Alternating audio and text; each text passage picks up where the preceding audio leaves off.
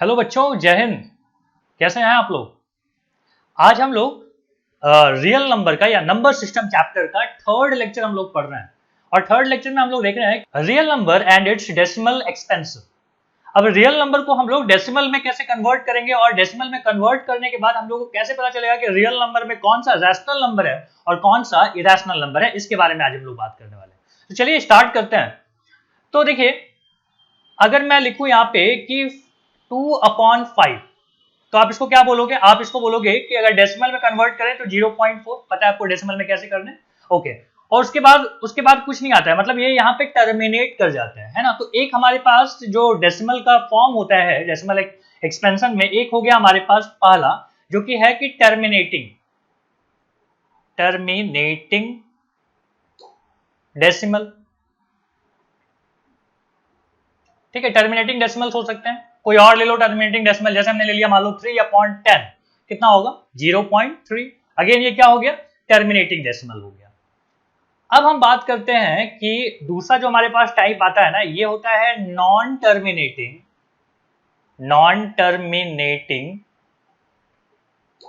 And repeating. अब जैसे मान लीजिए हमने इसका एग्जांपल ले लिया कि 1/3 कैसा आएगा? 0.3333 चलता जाएगा इस तरीके से। मतलब ये टर्मिनेट नहीं कर रहा है, खत्म नहीं हो रहा है, लेकिन क्या हो रहा है? रिपीट हो रहा है। इसी को ना हम इस तरीके से लिखते हैं 0.3 के ऊपर बार। ठीक है, मान लीजिए कोई ऐसा एक्सप्रेशन हो जिसका डेसिमल फॉर्म इस तरीके से आता हो 0.25। ठीक है, 252525 रिपीट होते जाएगा, जिसको हम बोलते हैं 0.25 के ऊपर बार। पता है ना आपको इसका मतलब क्या होता है? इसका मतलब होता है 25252525 और ये चलता जाएगा। तो ये भी किसका एग्जांपल हो गया? ये एग्जांपल हो गया नॉन टर्मिनेटिंग एंड रिपीटिंग का हो गया। अब तीसरे टाइप के फॉर्म में हम लोग आते हैं। तीसरा जो हमारे पास टाइप है ना, ये होता है नॉन टर्मिनेटिंग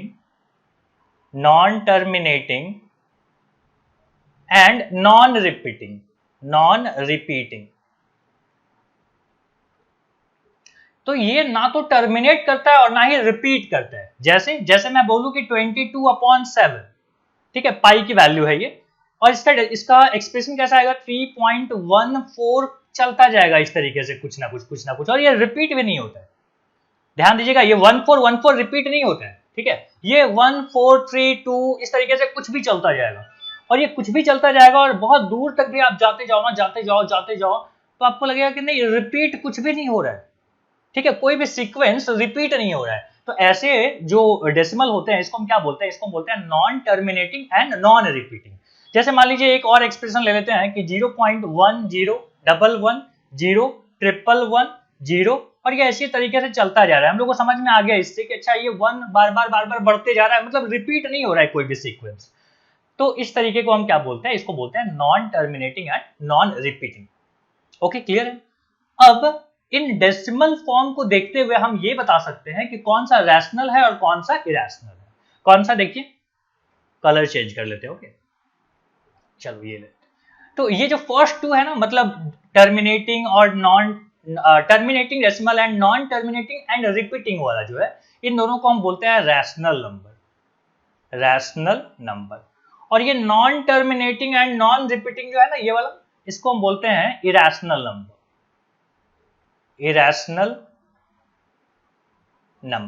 तो अभी तक जो हम पढ़ रहे थे, रैशनल नंबर जिसको हम पी बाई क्यू फॉर्म में लिख सकते हैं, इरेशनल नंबर जिसको हम पी बाई क्यू के फॉर्म में नहीं लिख सकते, उसी चीज का अब क्या आ गया कि भैया उसको हम डेसिमल फॉर्म में भी रिप्रेजेंट कर सकते हैं। डेसिमल फॉर्म में भी देखने के बाद हम बता सकते हैं कौन सा रैशनल है, कौन सा इरेशनल है। क्लियर हो गया ये चीज? ठीक है, एक्सरसाइज में इससे क्वेश्चंस भी करेंगे। चलिए, यहां तक हो गया। कॉपी कर लीजिए। चलो, हो गया, कॉपी हो गया। आगे बढ़ें। अब अभी तक जो भी हमने एग्जांपल देखा ना, उसमें हमने बस यही देखा कि पी बाई क्यू फॉर्म से डेसिमल में कैसे ले आते थे। अब हम देख रहे हैं कि डेसिमल से हम पी बाई क्यू फॉर्म में कैसे लाएं। तो हम यहां पे लिख देते हैं कि conversion of decimal to P upon Q form. कैसे करें? तो एक छोटा सा एग्जांपल लेता हूं मैं। मान लीजिए हमने ले लिया 0.3, इसको आप क्या बोलेंगे? इसको आप बोलोगे कि हम लिखेंगे 3, डेसिमल के बदले नीचे हम लिखते हैं 1, और डेसिमल के बाद कितने डिजिट है? एक डिजिट, तो आप यहाँ पे लिख देते हो 0। यही तरीके से आपने पढ़ा है। अच्छा, मान लो मैंने यहाँ पे लिख दिया 0.23, तो आप क्या बोलोगे? हम यहाँ पे लिखेंगे 23, डेसिमल, इस डेसिमल के बदले आप यहाँ लिखते हो 1, और कितने डिजिट है डेसिमल के बाद? तो एक डिजिट और दो डिजिट, मतलब 2 जीरो लगा देते। ये हो गया। तो ये तो किसका एग्जाम्पल हो गया? ये जो एग्जाम्पल हो गया आपका जो टर्मिनेटिंग है उसका। एक और ले लो, चलो हम बोलेंगे 0 पॉइंट, या ऐसे ले लो 10.273, तो आप क्या लिखते हो? इसको लिखते हो 10273, लिख दिया। डेसिमल के बदले क्या लिखते हैं यहाँ पे नीचे?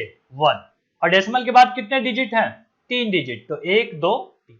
तो इस तरीके से आपने क्या किया? आपने टर्मिनेटिंग डेसिमल्स को P/Q फॉर्म में लिख दिया। लेकिन अगर ये टर्मिनेटिंग ना हो तो, जैसे हम यहाँ पे अगला देख रहे हैं कि P/Q form of non terminating and repeating के लिए। Non terminating and non repeating अगर होता तो उसको तो P/Q फॉर्म में लिख ही नहीं सकते थे, क्योंकि हमने पहले ही पढ़ रखा है। समझ में आ रहा है क्या बोल रहा हूं? देखो, P/Q फॉर्म में हम किसको लिख सकते हैं? जो रैशनल नंबर है, राइट। और जो इरेशनल नंबर होते हैं उनका जो डेसिमल एक्सपेंशन होता है वो कैसा होता है? वो होता है non terminating non repeating. Okay, तो नॉन टर्मिनेटिंग नॉन रिपीटिंग को हम P/Q के फॉर्म में नहीं लिख सकते। तो हम किसको लिख रहे हैं यहाँ पे? हम लिख रहे हैं कि P/Q form of non terminating and repeating वाले को। तो जैसे मान लो हमने ले लिया कि 0.3333 ऐसे चलते जा रहा है, इसके लिए हमें लिखना है, तो क्या करें? तो देखो इसका वे समझो, ठीक है। स्टेप नंबर वन, अच्छा इसी चीज को ना हम ऐसे भी लिखते हैं, और 0.3 के ऊपर बार, दोनों का मतलब सेम है, या तो ऐसे लिखूं या तो ऐसे लिखूं। तो स्टेप नंबर 1 क्या बोलते हैं? हम क्या करेंगे? हम लिख देंगे कि x इज इक्वल टू 0.333, ठीक है, इस तरीके से डॉट करके हमने लिख दिया। अब क्या करो? देखो इसको, देखो कितने नंबर रिपीट हो रहे हैं, मतलब 3 के ऊपर बार लगा हुआ है, जितने के ऊपर बार लगा हुआ है उतने जीरो वाले से मल्टीप्लाई करना है। मतलब एक डिजिट के ऊपर है ना, तो आपको 10 से मल्टीप्लाई करना है। 2 डिजिट के ऊपर आता तो 100 से करते हैं। तो हम यहाँ पे लिख रहे हैं कि मल्टीप्लाइंग x बाई 10, या इक्वेशन, ठीक है, मल्टीप्लाइंग इक्वेशन 1 बाई 10, इसको इक्वेशन 1 मान लिया, इसको 10 से मल्टीप्लाई कर लिया, तो ये क्या हो गया? 10x इज इक्वल टू, अब 10 से मल्टीप्लाई करोगे तो डेसिमल क्या होता है? राइट हैंड साइड में शिफ्ट हो जाते हैं, मतलब यहाँ पे हो गया 3.333, फिर अगेन चलता जाएगा। ये हो गया हमारे पास सेकंड। अब क्या करना है? सेकंड में से फर्स्ट को सब्ट्रैक्ट कर लेना है। ये था अपना स्टेप नंबर 2। अगला स्टेप नंबर 3 में क्या करना है कि सब्ट्रैक्ट इक्वेशन 1 फ्रॉम इक्वेशन 2। तो क्या करोगे? देखो 10x में से x गया, कितना बचेगा? चलो लिख के बताता हूं। 10x में से x गया, और इधर क्या हो रहा है? इधर है 3.333 डॉट डॉट डॉट, में से माइनस करना है 0.333 डॉट डॉट डॉट। तो ध्यान देना, डेसिमल के बाद वाले जो चीजें हैं वो तो सेम है, तो वो तो माइनस होके कितना हो जाएगा? 0। और नाउ डेसिमल के पहले जो 3 है, यहाँ पे डेसिमल के पहले 0 है, तो 3 माइनस 0 क्या होता है? 3 माइनस 0 3 होता है। और यहाँ पे 10x माइनस x क्या हो गया? 9x। समझ में आ रही है? थोड़ा ऊपर करते। अब बताओ यहाँ पे क्या आ जाएगा? x इज इक्वल टू 3/9, और यहां से क्या आ जाएगा? 1/3। सो आंसर क्या आ गया? 1/3। तो हमारे पास ना इस तरीके से 3 स्टेप थे, 3 स्टेप में हमारे आंसर आ गया। तो फटाफट इसको कॉपी करो, हम आपको 2-3 और एग्जाम्पल कराते हैं। ये हो गया अपना एग्जाम्पल नंबर 1। चलो अब हम लोग देखते हैं एग्जाम्पल नंबर 2। यहां रहा हम लोग का एग्जाम्पल नंबर 2, और इसमें हमने लिया है कि मान लीजिए हमारे पास है 1.25, और 25 के ऊपर हमने बार लगा दिया, और इसको हमको एक्सप्रेस करना है P/Q के फॉर्म में। ठीक है, लिख देता हूं कि एक्सप्रेस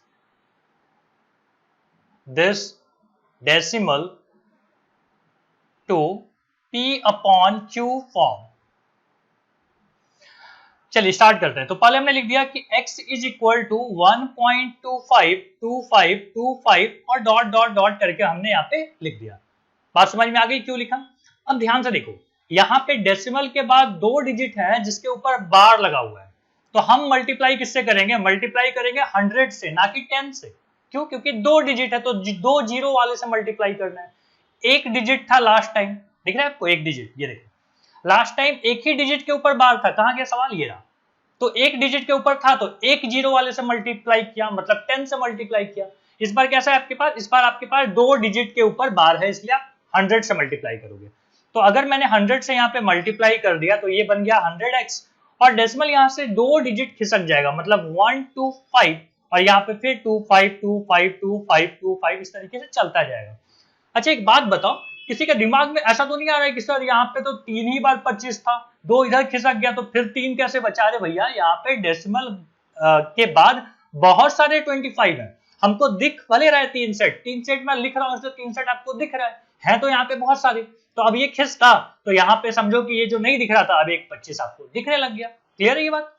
अच्छा अब क्या करोगे? तो सब्ट्रैक्ट करोगे। ये आपका आ गया अगेन इक्वेशन नंबर 2, ये हो गया इक्वेशन नंबर 1। तो यहां लिख देता हूं कि सब्ट्रैक्टिंग 1 इक्वेशन 1 फ्रॉम इक्वेशन 2। तो क्या करोगे? 100 माइनस एक्स करेंगे तो यहाँ पे आ जाएगा 99x, और यहाँ पे 125 पॉइंट समथिंग और यहाँ पे 1 पॉइंट समथिंग। ठीक है, समथिंग समथिंग वाला तो कैंसिल हो जाएगा, जीरो आएगा। बेसिकली 125 में से 1 माइनस करना है आपको, तो क्या बचेगा? 124। क्लियर होते चल रहा है? सो x इज इक्वल टू कितना आ जाएगा? 124 अपॉन 99। ठीक है, अगर ये कट हो पाता तो कैंसिल कीजिए, मतलब रिड्यूस कीजिए, नहीं हो रहा है तो फिर यही आंसर है हमारा। तो ये हमारा क्या हो गया? आंसर हो गया। तो 2 एग्जांपल हमने देख लिया, एक एग्जांपल और देखते हैं। पहले यहां तक कॉपी कर लो। चलो हो गया, वीडियो को रोक के तो कॉपी करना है। ठीक है, नाउ एग्जांपल नंबर 3। इस बार थोड़ा सा अलग लेता हूं मैं, ठीक है, देखना ध्यान से। यहां पे मैं ले रहा हूं कि 2.275 और 75 के ऊपर हमने बार लगाया। अब आप क्या करोगे? तो अब आप इसको क्या करो? Again express into P upon Q form. इस फॉर्म में आपको क्या करना है? एक्सप्रेस करनी है। तो चलो भाई स्टार्ट करते हैं। सबसे पहला देखो, एक प्रॉब्लम क्या है कि हम लोग अभी तक जो 2 एग्जांपल देख रहे थे ना, उसमें डेसिमल के बाद तुरंत बार स्टार्ट हो जाता है। याद है? देखो हमने यहाँ पे लिया था, चलो वापस दिखाते हैं। यहाँ पे था डेसिमल, डेसिमल के तुरंत बाद बार स्टार्ट हो गया। अगेन डेसिमल के तुरंत बाद बार स्टार्ट हो गया, लेकिन इस बार डेसिमल के बाद एक डिजिट है और डिजिट के बाद बार है। तो क्या करें ऐसे सवालों का? तो ऐसे सवाल को क्या करो ना, पहले आप अपने फेवरेबल सिचुएशन में इन चीजों को ले आओ। ठीक है, मतलब क्या करो कि हम लिखेंगे मल्टीप्लाई, पहले आप लिख देना यहाँ पे कि, चलो पहले लिख दो इसको, पहले आप लिख दो x इज इक्वल टू 2.275 के ऊपर बार। अब हम क्या करेंगे? हम लिखेंगे कि मल्टीप्लाई इक्वेशन 1 बाई 10। 10 से मल्टीप्लाई कर लो। 10 से मल्टीप्लाई करने के बाद क्या आ गया? 10x इज इक्वल टू 22.75 के ऊपर बार। अब हमको ये पुराना सवाल जैसा दिख रहा है। ठीक है, देखो एक बार क्या हुआ ना, एक जोक था कि भाई एक बच्चे को खाली गाय पे ऐसे आता था लिखने के लिए, और एक बार आ गया ताजमहल पे।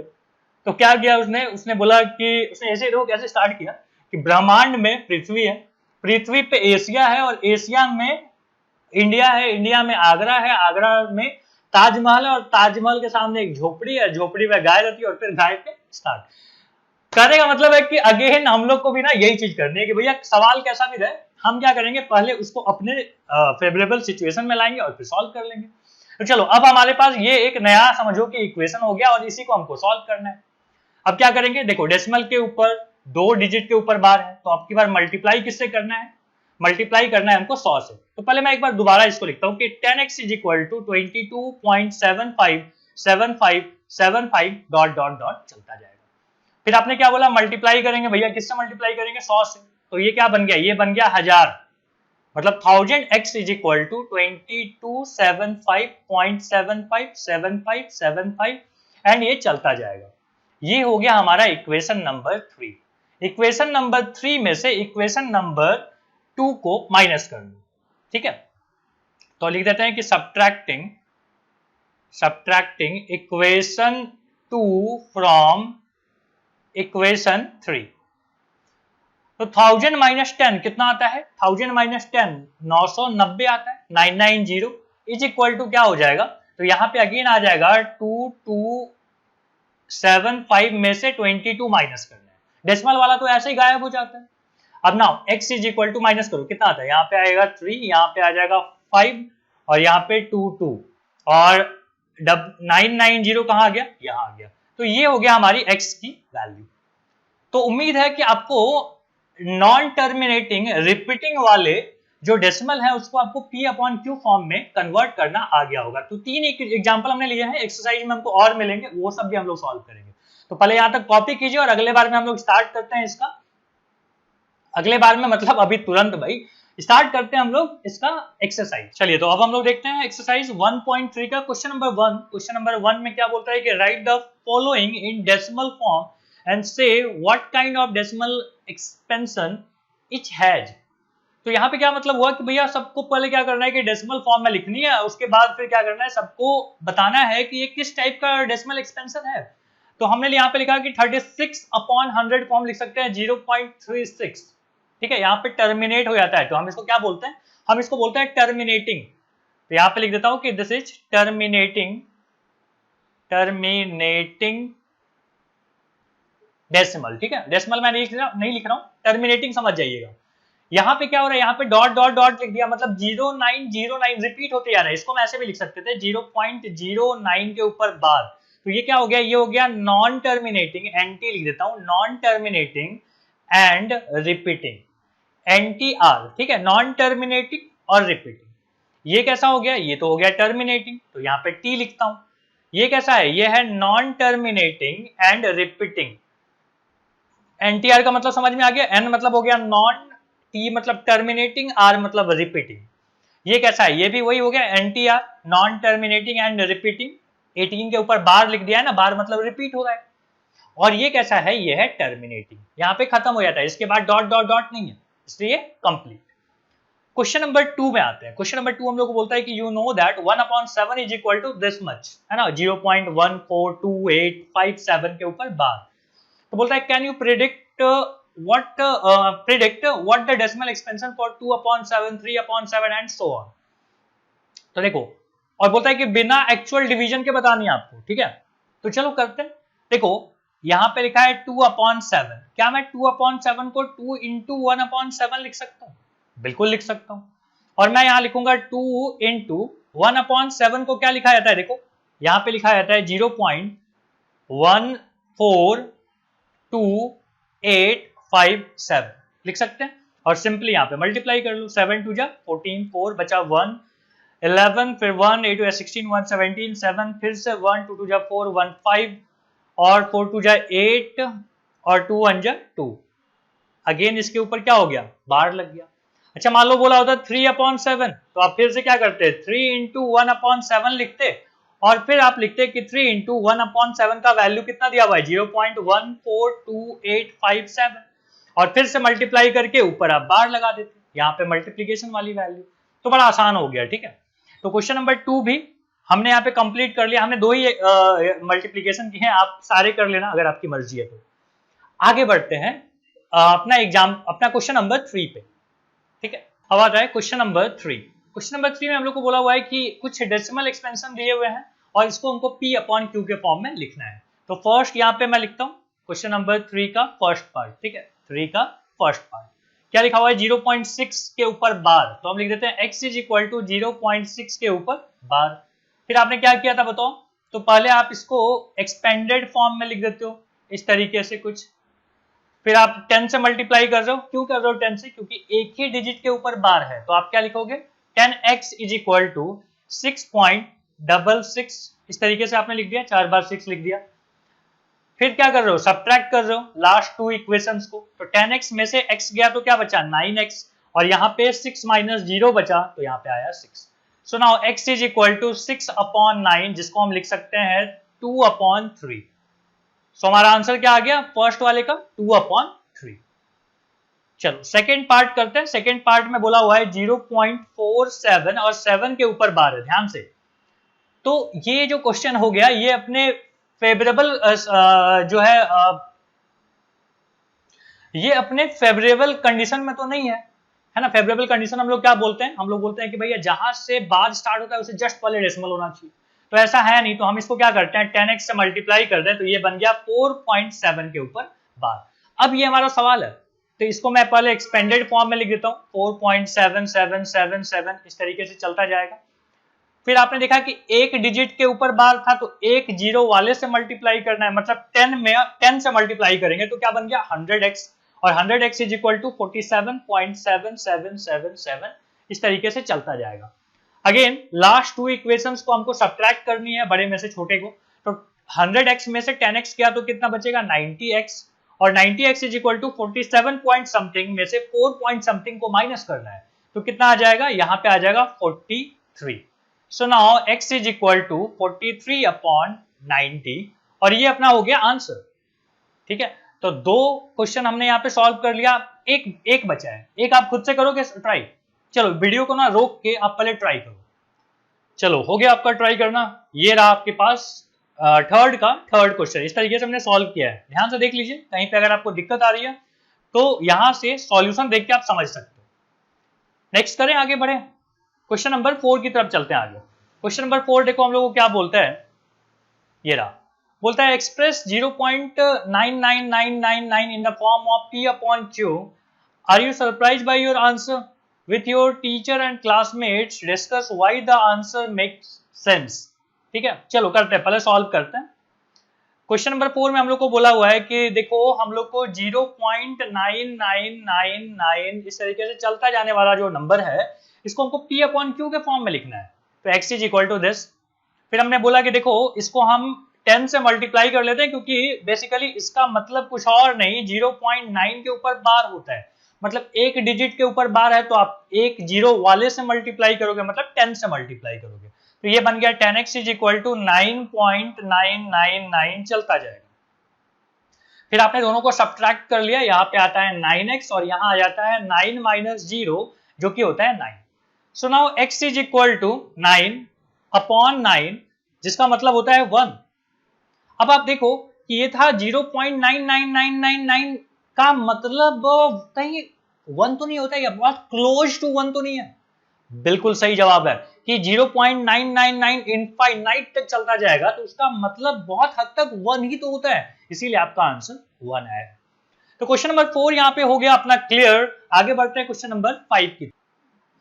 क्वेश्चन नंबर 5 हम लोग को बोलता है कि what can be the maximum number of digit be in repeating block of digits in the decimal expression for decimal expansion of 1/17। 1/17 का अगर आप डेसिमल एक्सपेंशन कीजिएगा तो बताना है कि कितना डिजिट के बाद ये चीज रिपीट होने लगेगा। तो हमने ये चीज यहाँ पे डिवाइड किया और हमने देखा कि देखो इतना बड़ा डिजिट के बाद फिर से रिपीट होगा, तो ये बड़ा खास नंबर है इसलिए आपसे करवाया गया है। तो ये है 0.588235294117 के ऊपर बार। ठीक है, तो बड़ा बढ़िया ये था, आराम से बैठ के इसको डिवाइड करके चेक भी कर लीजिएगा। क्वेश्चन नंबर 6 पे हम लोग आते हैं। क्वेश्चन नंबर 6 हम लोग को बोलता है कि देखो बहुत सारे आपको रैशनल नंबर लिखने हैं और उसके बाद देखना है कि जो टर्मिनेटिंग होते हैं उसका जो डेनोमिनेटर होता है वो कैसा होता है। तो डेनोमिनेटर को हम लोग यहाँ पे क्या बोलते हैं, क्यू बोलते हैं, है ना। तो क्यू कैसा होना चाहिए, तो क्यू के जो फैक्टर है ना, factor must be in the form of 2 पे पावर समथिंग और 5 पे पावर समथिंग के फॉर्म में होना चाहिए, else the rational number is non-terminating number, या डेसिमल लिख देना, डेसिमल। देखो अगर डेनोमिनेटर को आप 2 पे पावर m 5 पे पावर n मतलब 2 पे पावर समथिंग 5 पे पावर भी कुछ ना कुछ समथिंग के फॉर्म में अगर है तो ही ये रैशनल नंबर टर्मिनेटिंग डेसिमल होगा, और नहीं तो ये नंबर कैसा होगा, ये जो रैशनल नंबर है ये नॉन टर्मिनेटिंग होगा, नॉन टर्मिनेटिंग बट रिकरिंग होगा। तो क्वेश्चन नंबर 6 हमने यहाँ पे कंप्लीट किया। आगे बढ़ते हैं क्वेश्चन नंबर 7 की तरफ। क्वेश्चन नंबर 7 हम लोग को बोलता है कि write 3 numbers whose decimal expansions are non terminating non recurring. तो हमको क्या करना है कि 3 नंबर हमको लिखना है, ठीक है, चलो लिखते हैं। फर्स्ट हमने ले लिया 0 पॉइंट, कुछ भी लिख रहा हो, ठीक है, ऐसा नहीं कि आंसर से मैच करने लगेगा। तो 0.2 1 2 1 ट्रिपल 2। तो हम लोग को यहाँ पे क्लियरली ये चीज समझ में आ गया कि भैया ये ऐसा पैटर्न है जो रिपीट तो नहीं होगा। देखो हमने यहाँ पे 21 लिखा, अगली बार 2 2 1 आ गया, अगली बार 2 2 2 1 आ गया, मतलब रिपीट तो नहीं हो रहा है, ठीक है। तो यही तो है, और ना ही खत्म हो रहा है, तो हम बोलेंगे नॉन टर्मिनेटिंग नॉन रिपीटिंग। आप अपने मन से भी कुछ भी लिख सकते हो। चलो लिखते हैं 0 पॉइंट मान लो लिख लिया 5 3 0 5 3 3 0 5 3 3 0 एंड चलता जा रहा है। ये भी कैसा एग्जांपल हो गया, ये भी हो गया नॉन टर्मिनेटिंग नॉन रिकरिंग का। थर्ड एक आप ले लो, चलो 0.9 0 9 0 9 0 और इस तरीके से चलता जा रहा है कोई नंबर। तो ये भी क्या हो गया example non terminating non repeating का, ठीक है। Question number 7 over. Now question number 8 करते हैं सॉल्व, थोड़ा जगह बनाते हैं, ठीक है।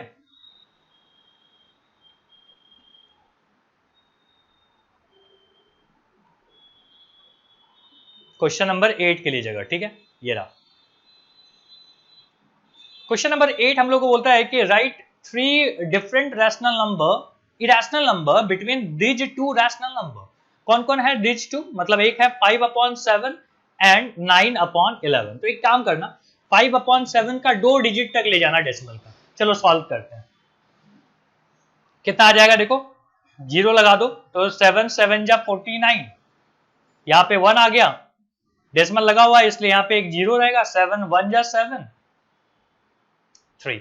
तो हम यहाँ पे लिख देते हैं 0.71 और इसको भी कर लो तो यहाँ पे क्या आएगा 11 से डिवाइड करनी है, ठीक है, यहाँ पे कर रहा हूं तो डेसिमल लगा देंगे तो 0 आ जाएगा यहाँ पे, और 11 8 जा 88, फिर आ गया यहाँ पे 2, फिर यहाँ पे 0 लग जाएगा यहाँ पे, मतलब 0.81 आ गया। अब सोच लो 0.71 से बड़ा 0.81 से छोटा, ऐसे आपको कितने नंबर चाहिए, 3 नंबर बोला है ना शायद। कहाँ गया क्वेश्चन नंबर, क्वेश्चन नंबर 8 था ये, क्वेश्चन नंबर 8। तो 3 नंबर बताइए भाई। तो हम बोलेंगे 0.72 722, ठीक है, अगेन 722, इस तरीके से चलता गया एक नंबर, और 0. मान लो 752 522, फिर 522, इस तरीके से चलता गया, सेकेंड नंबर भी आ गया, तीसरा चलो ये 2 था। नाउ थर्ड कोई भी ले लो, 8 तक जा सकते हो आप, ठीक है। तो एक काम करते हैं हम 6 ले लेते हैं, 0.62 622 622 एंड सो ऑन। जरूरी नहीं है कि 2 हो, गलती से हर बार 2 ही लिखा गया है, ठीक है, आप कुछ भी लिख सकते हो, 5 4 कुछ भी। तो ये आ गया आपके 3 नंबर्स जो कि इन 2 रैशनल नंबर के बीच में है, ठीक है। Now question number 9। Question number 9 हम लोग को बोलता है कि classify the following number as rational और इरेशनल। देखो जितने भी रूट वाले नंबर होते हैं जो कि परफेक्ट स्क्वायर नहीं है, वो कैसे होंगे, इरेशनल नंबर होंगे। तो मैं इसको लिख देता हूं आई, आई मतलब इरेशनल नंबर। ये भी रूट में है लेकिन ये परफेक्ट स्क्वायर है इसलिए ये रैशनल नंबर है। ये टर्मिनेटिंग है तो रैशनल नंबर होगा।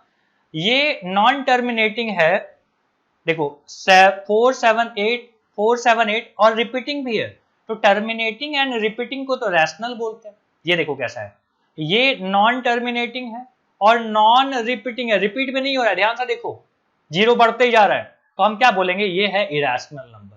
तो इस तरीके से आपने रैशनल इरेशनल वाली बात को प्रॉपर्ली समझ गए, ठीक है।